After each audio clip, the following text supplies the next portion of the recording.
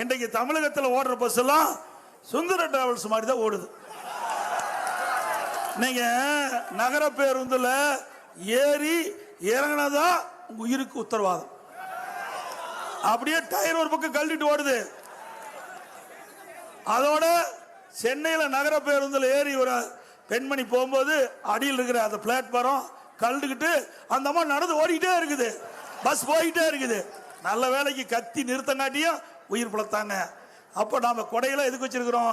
மழை வந்தா வீதியில் போனா பிடிச்சிட்டு போவோம்.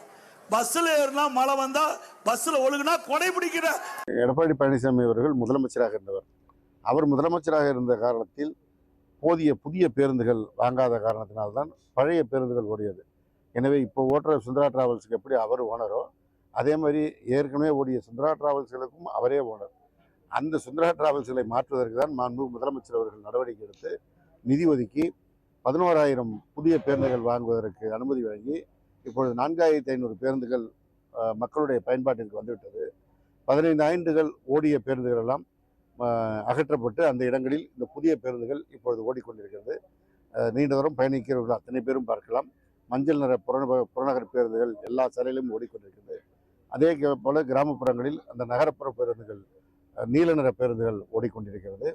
அரசு விரைவு போக்குவரத்து கழகத்திற்கும் புதிய பேருந்துகள் வந்து செயல்பாட்டிற்கு வந்திருக்கிறது. இப்படி தமிழ்நாடு போக்குவரத்துறை இன்றைக்கு ஒரு மிகப்பெரிய மாற்றத்தை மாண்பு தமிழ்நாடு முதலமைச்சர் அவர்கள் தலைமையில் கண்டிருக்கிறது. எனவே அவர் சாலைகளிலே பயணிக்கவில்லை என்பதுதான் இதன் மூலம் தெரிய வருகிறது அவருடைய குற்றச்சாட்டு.